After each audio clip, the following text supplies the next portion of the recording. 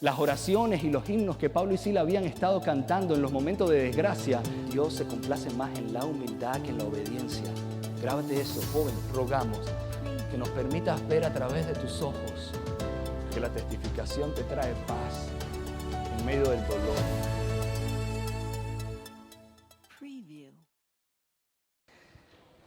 Querido Padre, gracias, Señor,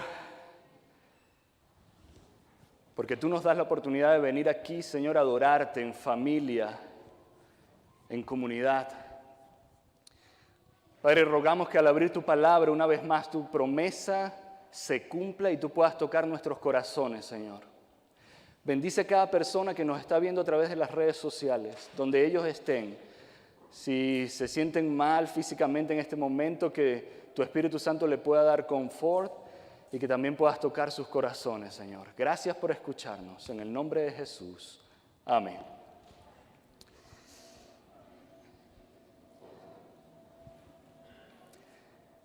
La Biblia nos cuenta que en una oportunidad Jesús estaba enseñando. Jesús había estado hablando sobre las bienaventuranzas. Había estado hablando cómo cada uno de ellos o cada uno de nosotros se tenía que comportar con el prójimo. Jesús había estado hablando sobre la fe, había estado hablando sobre varias cosas importantes, la justicia, y ahora llegaba el momento de volver a la acción.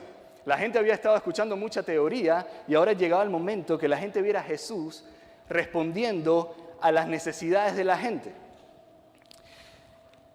Tanto Mateo como Lucas nos narran el siguiente evento.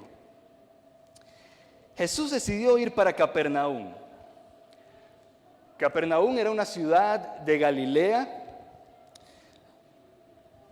donde, como ustedes saben, se llevó mucho del ministerio de Jesús. Era una ciudad bastante bullosa, bastante movida. Habían muchos negociantes. Y porque era una ciudad de negocios movida, entonces estaba llena de soldados romanos. Por varias razones. Una, porque los soldados tenían que cuidar a la ciudad de cualquier problema delictivo que hubiese o de cualquier venta que no se debía hacer. Y lo otro era porque ellos tenían que estar pendientes, tenían que ver que se estuviese cobrando aduana o peaje a todos esos negociantes que cruzaban la frontera, que llegaban a Capernaum. Así que la ciudad estaba llena de soldados, Ahora, estos soldados romanos eran incentivados de varias maneras. Una de ellas era el pago. Tenían muy, muy buen pago. De hecho, los jóvenes romanos que vivían, los campesinos, ellos se alistaban al ejército porque sabían que su estatus podía mejorar al estar allí. Y si ellos seguían subiendo en rango, sabían que iban a poder vivir muy, pero muy bien. Ahora, los soldados también eran estimulados por el miedo. Un soldado sabía que si fallaba, si cometía un error, si mostraba cobardía o si desobedecía, las consecuencias podían ser fatales. De hecho, un centurión que estaba a cargo de varios soldados, si veía que un soldado desobedecía o hacía algo, tenía la autoridad de poder castigarlo con golpes. Un oficial tenía la potestad de ejecutar a un soldado romano si este soldado había fallado o había cometido un error o había desobedecido. Así que cualquier soldado romano iba a hacer todo lo que estuviese en sus manos para cumplir la orden que se le había dado, lo mejor posible. Ahora, un centurión era un oficial que tenía a su cargo por lo menos 100 soldados romanos.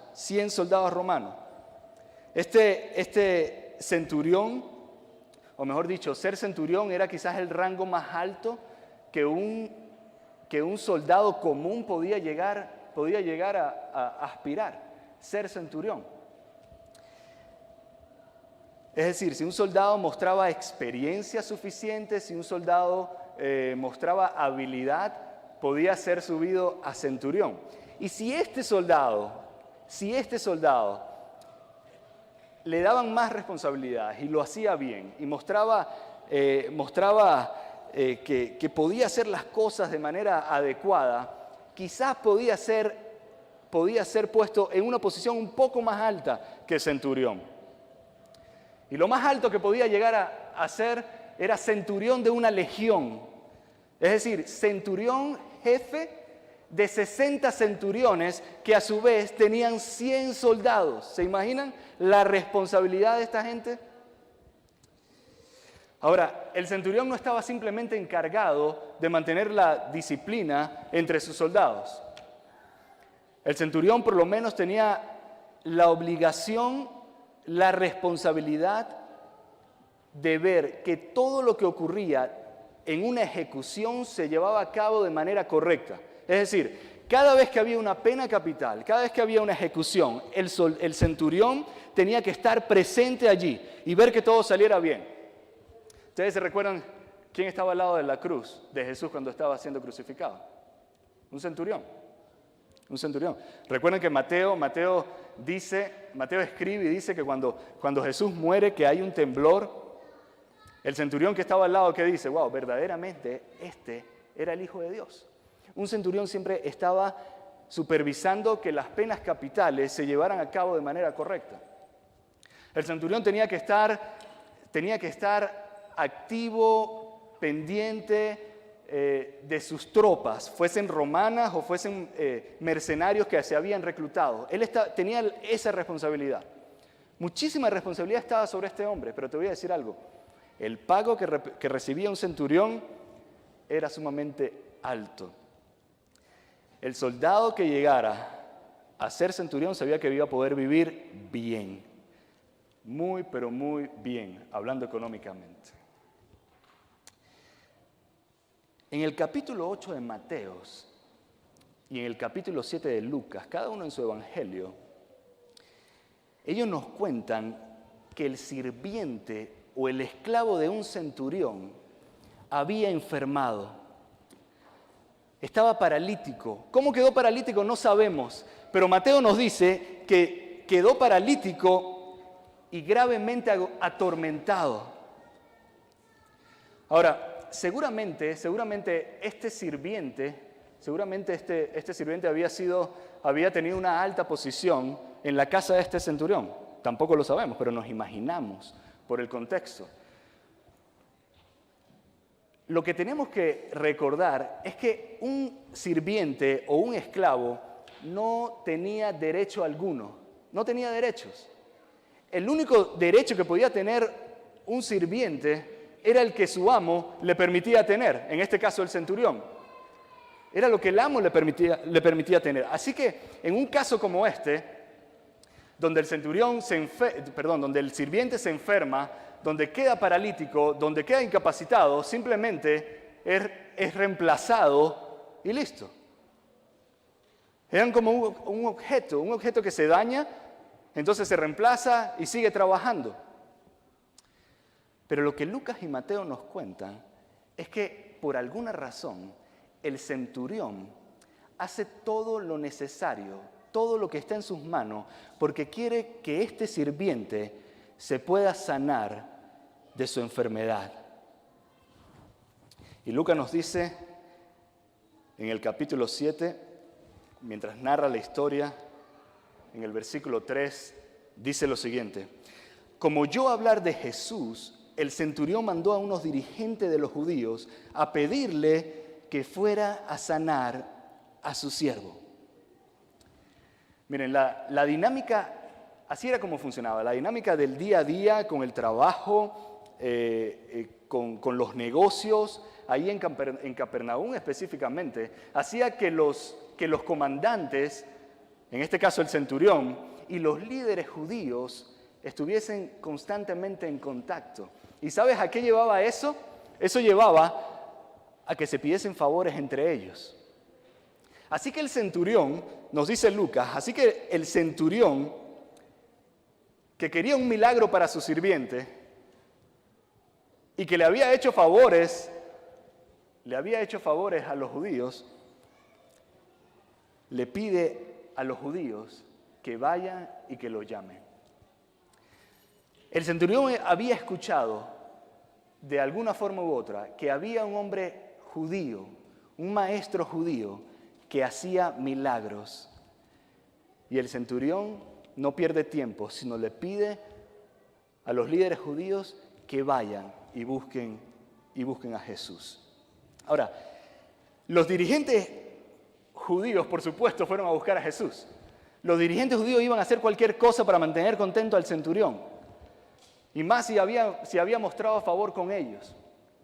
El problema para los dirigentes judíos estaba en cómo iban a convencer a Jesús de que dejase su planificación y fuese a ver a un gentil, a un centurión que quería que su siervo fuese sanado. Porque los líderes judíos pensaban que Jesús pensaba como ellos. Pero los líderes judíos llegan y buscan a Jesús.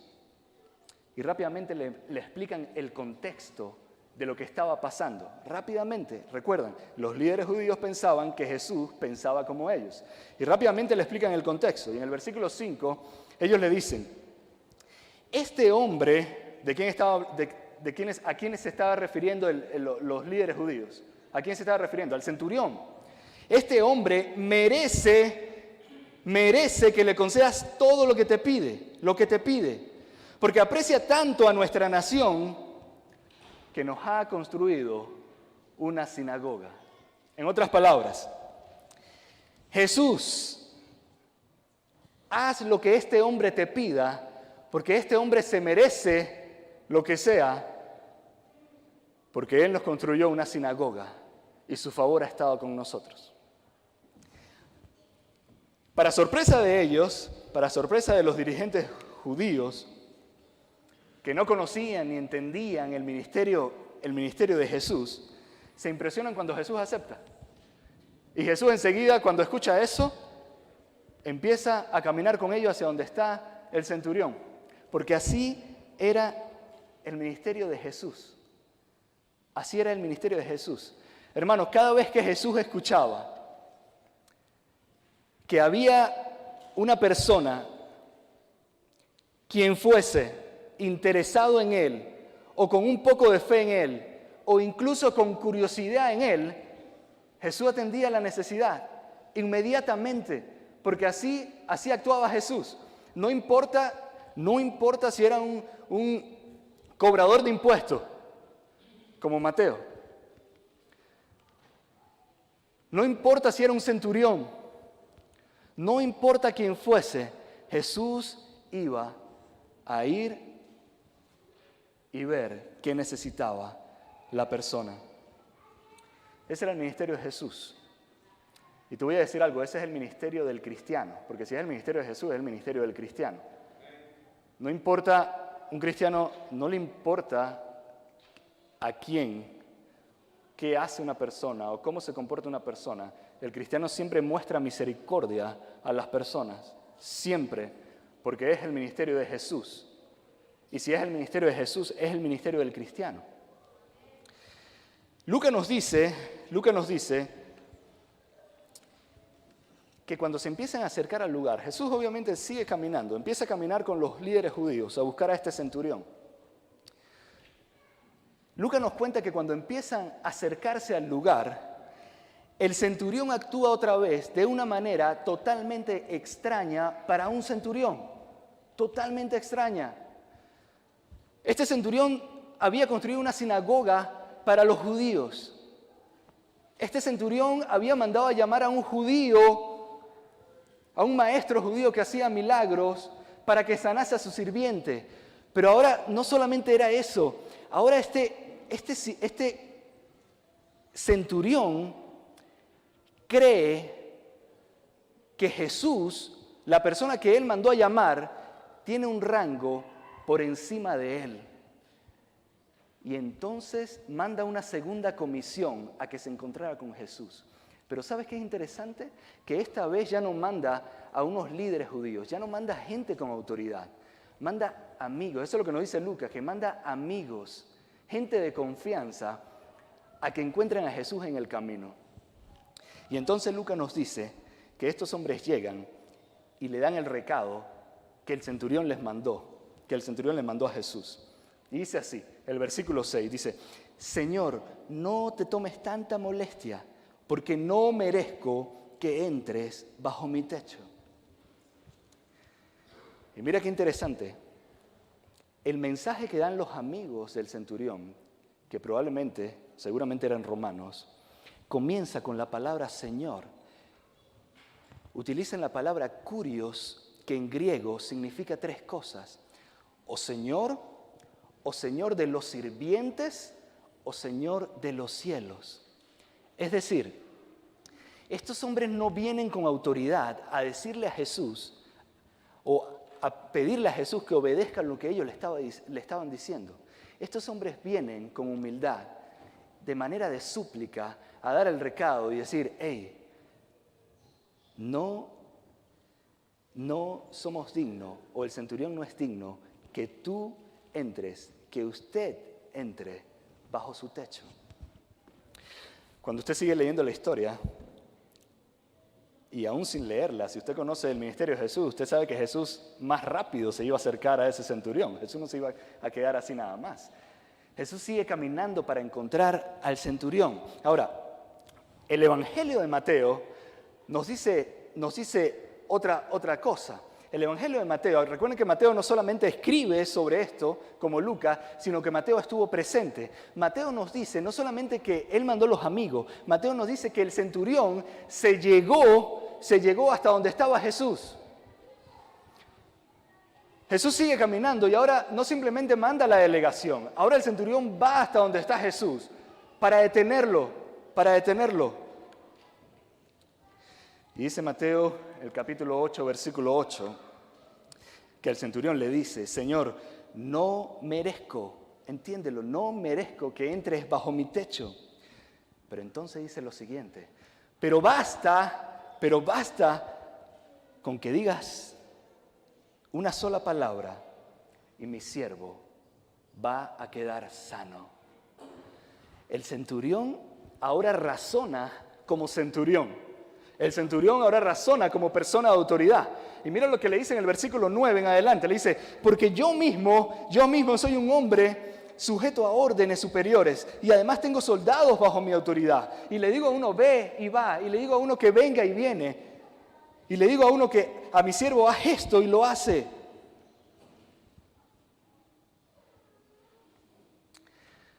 Miren qué interesante. Minutos atrás, los líderes judíos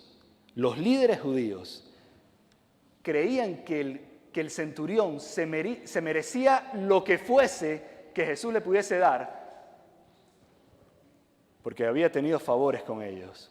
Pero ahora el mismo centurión cree que él no se merece nada, ni siquiera que Jesús entrase bajo su techo. El Evangelio de Mateo sigue contando y dice en el versículo 10 que al oír esto Jesús se asombró y le dijo a quienes le seguían: les aseguro que no he encontrado en Israel a nadie que tenga tanta fe. Les aseguro que no he encontrado en Israel a nadie que tenga tanta fe. Quiero que te grabes esto en tu mente. Jóvenes, quiero que te grabes esto en tu mente y que te mantengas conmigo mientras te lo digo. Jesús se complace más con nuestra humildad que con nuestra obediencia. Te lo voy a repetir una vez más. Jesús se complace más con nuestra humildad que con nuestra obediencia. Miren, los líderes judíos, los ancianos que fueron a buscar a Jesús, que obedecían la ley de la A a la Z,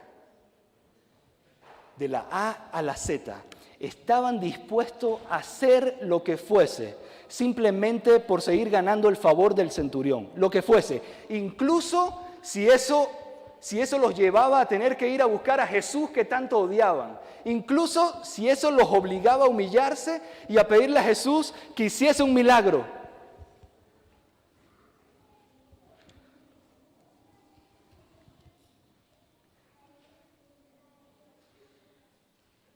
Querido hermano, la obediencia sin Jesús siempre nos hará soberbios, siempre nos hará duros, nos hará convertirnos en jueces. Y a la final viviremos sin escrúpulos, como vivía esta gente. Jesús se complace más con nuestra humildad que con nuestra obediencia. ¿Sabes por qué? Porque es mucho más fácil obedecer, o mejor dicho, es muy fácil obedecer sin tener a Jesús en el corazón. Pero es sumamente difícil ser humilde y no obedecer. Grábate eso. Por eso Jesús, ante las palabras del centurión, reacciona como la mayoría de la gente estaba acostumbrada a reaccionar cuando Él hacía un milagro, en asombro. Jesús se asombra.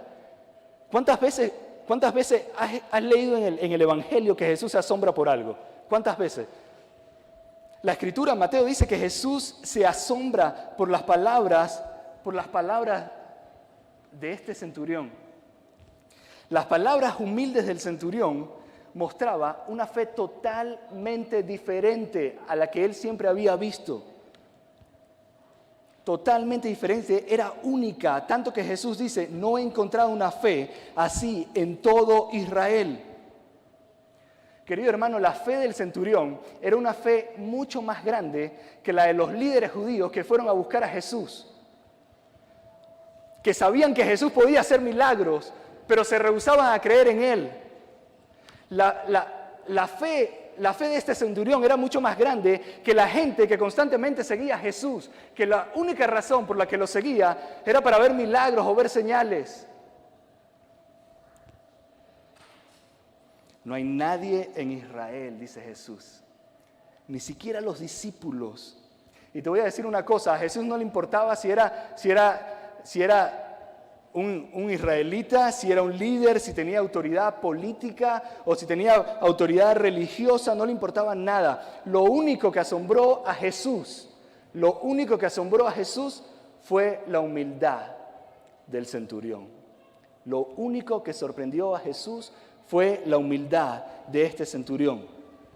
¿Sabes por qué, querido hermano? Porque la humildad te permite actuar de manera genuina.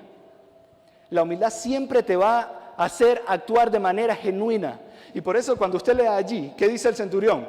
Señor, no merezco que entres bajo mi techo. Escúchame, los líderes judíos decían, hey, haz lo que él merece. Haz lo que él merece. A ellos no le importaba no le importaba el sirviente. Le dice, haz lo que él merece. Pero este hombre le dice, Señor, yo no merezco que entres bajo mi techo. Humildad. Señor, yo no soy digno que entres en mi casa. Humildad. Y porque la humildad te lleva a actuar de manera genuina, con fe genuina, entonces este hombre ahora se le ocurre la idea y le dice, Señor, yo no merezco que entres bajo mi techo, pero solamente basta con que lo menciones. Tú no tienes que estar presente, solo dilo y pasará. Fe genuina. ¿De un judío? No. ¿De un líder judío? No. ¿De uno de los discípulos? De un gentil, de un centurión. Por eso Jesús termina diciéndole a la gente, y lo leemos en el versículo 10 al 12, les aseguro que no he encontrado en Israel a nadie que tenga tanta fe. Y presta atención a esto. Les digo que muchos vendrán del oriente y del occidente y participarán en el banquete con Abraham, Isaac y Jacob en el reino de los cielos. Pero a los súbditos del reino se le echará fuera. En otras palabras, Jesús estaba diciendo, muchos vendrán de afuera, muchísimos, sin conocimiento, pero llegarán al cielo. Y a los súbditos, aquellos a los que le pertenecía, aquellos que tenían tanto conocimiento, serán echados afuera. ¿Por qué Jesús decía eso justamente en este momento? ¿Sabes por qué? Porque la característica de la gente de la que está hablando Jesús, de esos que vienen del oriente y del occidente, la característica que ellos presentaban, ¿sabes cuál era? La característica que el centurión estaba mostrando: humildad. Humildad. Por eso Jesús se complace más con la humildad que con la obediencia. Y entonces Jesús termina diciendo y le dice al centurión: ve y todo se hará como creíste. Ve y todo se hará como creíste. Jesús se complace más con nuestra humildad que con nuestra obediencia. Querido hermano, cualquier persona puede obedecer a Jesús. Cualquiera. Los líderes judíos obedecían a Jesús, ¿sabes? Los líderes judíos sabían de reglas, sabían de leyes, sabían de todo a la perfección, pero terminaron crucificando al mismo Dios, al mismo Dios. Ahora, el que es humilde de corazón, tiene la capacidad de reconocer y de entender la misión de Jesús. Y eso cambia todo el panorama. El que es humilde de corazón, porque conoce a Jesús, no se esfuerza en obedecer. La obediencia fluye. Y no solamente que la obediencia fluye, es que nunca se jacta de su obediencia, nunca. Pero eso solamente lo hace la humildad. Por eso el centurión, estando afanado por su sirviente, por el bienestar de su sirviente, busca a Jesús. Porque cuando tú vives con humildad, cuando la humildad es lo primero en tu oración, no la obediencia, sino la humildad, lo primero que Jesús pone en tu corazón es que veles por tu prójimo. Y el centurión estaba velando, no simplemente por alguien igual que él, estaba velando por su esclavo, por alguien que era inferior a él, por alguien que ni siquiera era romano, por alguien que era judío. La humildad siempre te va a llevar a sorprender a Jesús, siempre. Por eso, querido hermano, Dios sabe que una persona humilde siempre va a ser una bendición donde quiera que esté. Por eso es que si usted lee los evangelios se va a encontrar que todo lo que Jesús habla es acerca de ¿qué? Acerca del orgullo y acerca de la humildad, ¿cierto? Acerca del orgullo y acerca de la humildad. Porque Dios sabe que una persona que es humilde de corazón la puede utilizar para lo que sea. Va a ser una bendición donde se encuentre. Un hombre con un corazón humilde no solamente es una bendición en la comunidad cristiana donde trabaja, en la iglesia donde sirve. Es una bendición en su hogar también. Un hombre con un corazón humilde se convierte en un esposo ideal, en un esposo que trata a su esposa como una reina, no como una sirviente. No importa la cultura donde viene, no importa las enseñanzas que le enseñaron, no. Se convierte en una bendición para su esposa y para su hogar. Una persona, un hombre que es humilde de corazón, entiende esto, entiende que necesita aprender, desaprender y reaprender las ideas que tiene en su mente acerca de cómo ser un hombre. Y es lo mismo para una mujer, es lo mismo para una dama que ora, que pasa tiempo orando, no por obediencia, que pasa tiempo orando por humildad, Entonces una dama que en su mente constantemente entiende que tiene que aprender, reaprender y desaprender las ideas que ha tenido en su mente y que ha formado por mucha experiencia o por cultura o por lo que sea.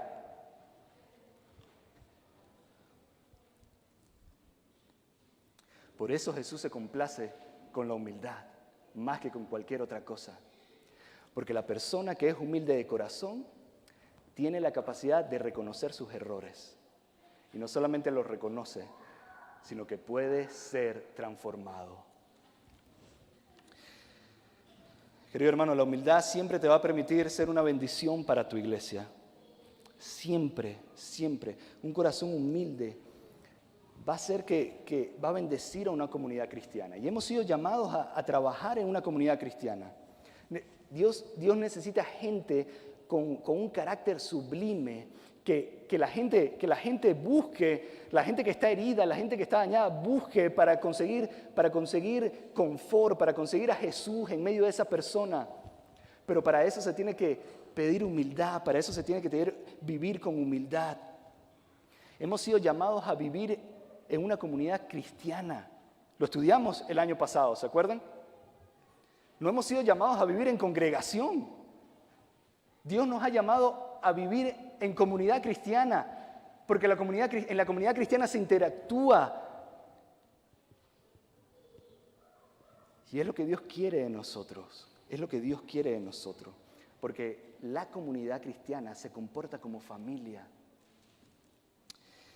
Yo no sé cuántos de ustedes han escuchado este comentario. Yo pienso que todos en algún momento lo hemos hecho. Yo voy a la iglesia por Cristo, no por las personas que están allí. ¿Cuántos de nosotros se han encontrado aconsejando a alguien y decirle, hey, ¿sabes qué? Escúchame, tú vienes a la iglesia por Cristo, no por las personas, así que tranquilo. Querido amigo que me escucha, déjame decirte algo.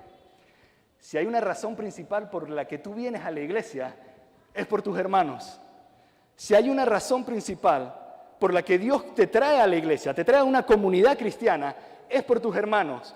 Es para que confraternices, porque es en la confraternización que tú muestras a Cristo y otros te muestran a Cristo a ti. Es en las relaciones de una comunidad cristiana que Dios ayuda a una persona, que Dios restaura a las personas y que Dios te restaura a ti. No es simplemente, tú no vienes simplemente a la iglesia por Cristo. Tú te puedes encontrar con Cristo en un parque, te puedes encontrar en Cristo en un cuarto, en un closet de tu casa. Pero Dios te ha llamado a que te hagas parte de una comunidad cristiana, porque necesitas interactuar, porque es en la interacción que creces. Es la interacción lo que te hace crecer como cristiano. Es la interacción que te ayuda a no ser orgulloso. Pregúntate, ¿cuántas veces hemos dicho eso? Yo vengo a la iglesia por Cristo, no por las personas. ¿Acaso? Y yo me lo pregunté a mí. ¿Cuántas veces lo he dicho? ¿Cuántas veces lo he dicho? ¿Será que hay orgullo? ¿Hay orgullo en mi pensamiento? Jesús nos llama a que vivamos en comunidad. Y necesitamos vivir con humildad para poder interactuar correctamente en esa comunidad. Es lo que Dios quiere, es lo que Dios pide, es lo que te hace crecer. Por eso Dios se afana con los grupos pequeños constantemente, porque en todo momento, en cada vez que tú te relacionas, entonces creces. Tu orgullo, mi orgullo tiene que desaparecer. Cuando tienes que convivir con gente que no piensa como tú, cuando tienes que convivir con gente que no es de tu país, cuando tienes que convivir con gente que se expresa diferente a como tú te expresas.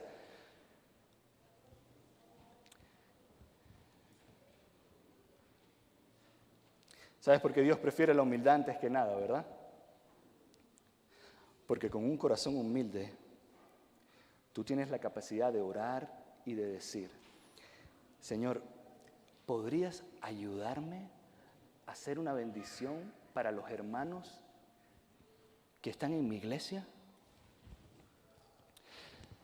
Señor, ¿será que tú me puedes ayudar a que mis palabras sean suaves y mis comentarios sean suaves que yo nunca hiera a nadie de los que están en mi iglesia?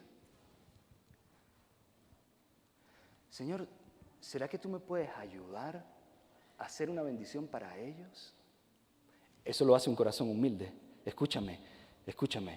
Dios se complace más en la humildad que en la obediencia. Grábate eso, joven, grábate eso. Dios se complace más en la humildad que en la obediencia. Cuando tú oras así, tú le dices, Señor, ¿será que me ayudas a bendecir al que está allí? Cuando tú dejas de pensar en ti, entonces empieza a funcionar, empiezas a crecer. Entonces no vienes a la iglesia a consumir. Dejas de ser un consumidor y empiezas a ser un dador.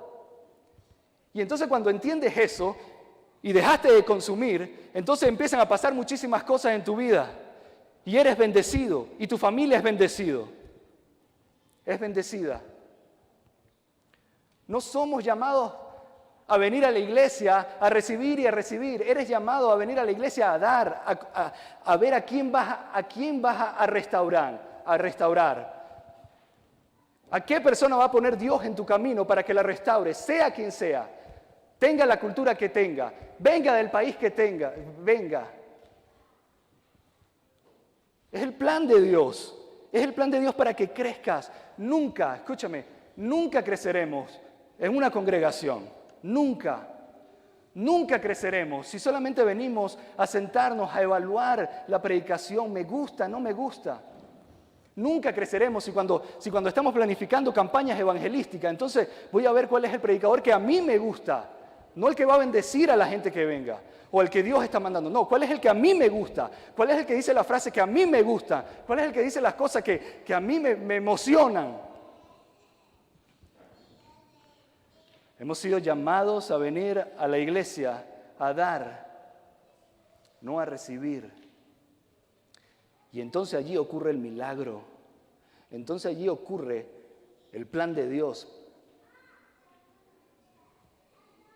Somos restaurados, crecemos, el orgullo desaparece. Y cuando el orgullo desaparece, entonces tú eres bendecido, tus hijos son bendecidos, tu esposa, tu esposo son bendecidos. Y el resto de tu familia, de tu comunidad, por el que sufres, por el que lloras, por el que oras, por el que tratas como que si fuese tu familia de sangre, son bendecidos de la misma manera. Querido amigo, si hay algo por lo que tú y yo tenemos que orar este año es por humildad, ¿cierto o falso? Necesitamos orar para que Dios elimine el orgullo que hay en nosotros. Que lo saque. Es la única forma que Dios puede abrir nuestros ojos y entonces nosotros podamos ver dónde estamos parados. No dónde la gente está parada, no, dónde yo estoy parado. Es la única manera. Pedir por humildad te abre los ojos y te ayuda a entender dónde estoy, qué tengo que cambiar con urgencia. La humildad siempre te va a llevar a conocer el verdadero carácter de Jesús. Y alguien que conoce el verdadero carácter de Jesús, actúa como Jesús. El que conoce el carácter de Jesús, actúa como Jesús. Y hermano, la humildad puede salvar tu matrimonio. La humildad, un corazón humilde, puede salvar la relación que tienes con tus hijos. La humildad te va a ayudar a hacer una bendición en tu iglesia. Así que antes de orar, antes de pasar tanto tiempo orando por obediencia, antes de orar tanto tiempo para que Dios te ayude a obedecer, ora por humildad. Porque cuando tú oras por humildad, entonces tienes la capacidad para decir, Señor, necesito que me transformes y hagas cosas diferentes. Y cuando Dios te transforma y hace cosas diferentes, entonces empiezas a obedecer por amor. Ya no necesitas orar por humildad, ya no necesitas orar por obediencia. Ya la obediencia no es algo que haces a la fuerza, sino es algo que fluye por amor. ¿Por qué? Porque oraste por humildad. Porque oramos por humildad. Yo quisiera orar en esta mañana por esta iglesia, por nuestra iglesia. Y yo no sé cómo va a ser este año que comienza. No sé cómo va a ser. No sé si va a ser un año bueno o va a ser un año malo. No lo sabemos. El COVID pareciera que se convirtió en nuestro compañero, ¿cierto? Ya lo sentimos parte de nuestra vida. Pero escúchame algo, querido hermano. Pase lo que pase este año, pase lo que pase, entiende esto. La paz mental tuya y la de tu familia no la vas a conseguir libre de COVID. No la vas a conseguir porque tus finanzas crecieron y tu negocio va bien o tu trabajo va bien. La única forma de conseguir paz y felicidad para ti y para los tuyos es conociendo a Jesús. Es la única forma. Y déjame decirte algo. Conocer a Jesús no significa buscar a ver cómo le obedezco, cuáles son las reglas que tengo que seguir para obedecer a Jesús y ver si consigo la paz que tanto he buscado. Para conocer a Jesús se necesita pedirle al Espíritu Santo que saque cualquier espacio o cualquier cantidad de orgullo que hay en tu corazón, que lo despeje y que entonces un corazón humilde te permita ver a Jesús como nunca lo has visto. Y entonces en ese momento empezarás a actuar como Jesús. Escúchame, un corazón humilde es lo único que sorprende a Dios, no la obediencia. Un corazón humilde, como el del centurión, es lo que sorprende a Dios. Vamos a orar.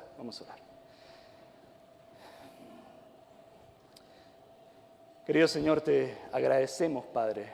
Te agradecemos por habernos dejado tu palabra, Señor. Gracias porque al estudiar cada uno de estos eventos, Señor, a pesar de que fueron escritos para esa época, Señor, nos encontramos nosotros allí también, Señor. Nos vemos reflejados en el sirviente, nos vemos reflejados en el centurión y tristemente muchas veces nos vemos reflejados en esos ancianos judíos, Señor. Querido Padre, yo te quiero rogar, Señor, en esta mañana, una bendición especial por esta comunidad cristiana, Señor, a la que pertenecemos. ¿Podrías tú, Señor, cumplir tu promesa y llenar nuestros corazones con humildad? ¿Podrías tú cambiar cada uno de nuestros corazones, Señor? ¿Podrías tú sacar ese orgullo que se ha metido allí y se ha pegado de las paredes de nuestro corazón? Sacarlo, Señor, limpiarlo, llenar nuestro corazón con humildad perfecta, con humildad divina, Señor. Y entonces, Señor, ábrenos los ojos para poderte ver. Y que al verte queramos ser como tú. Y que al ser como tú, Señor, entonces no juzguemos a nadie, sino amemos a nuestro prójimo. Al ser como tú, entonces sintamos la tranquilidad y la bendición de pertenecer a esta comunidad en la que hoy estamos. Que sintamos la tranquilidad de que no simplemente tengo familia de sangre, sino que tengo una familia en Jesucristo a la que restauro, a la que me preparo día a día, a la que me encuentro contigo para tratar de bendecirlos a ellos y donde obviamente ellos también me bendicen a ti. Permite que cada uno de nosotros, Señor, cada uno de los líderes, te pueda mostrar a ti, Señor, en este lugar. Gracias por escucharnos, Señor. Gracias porque tú siempre eres fiel, Señor, porque eres un Dios de oportunidades, eres un Dios bueno, Señor. Bendice nuestra iglesia, bendice a esta congregación, a cada hermano, en el nombre de Jesús. Amén.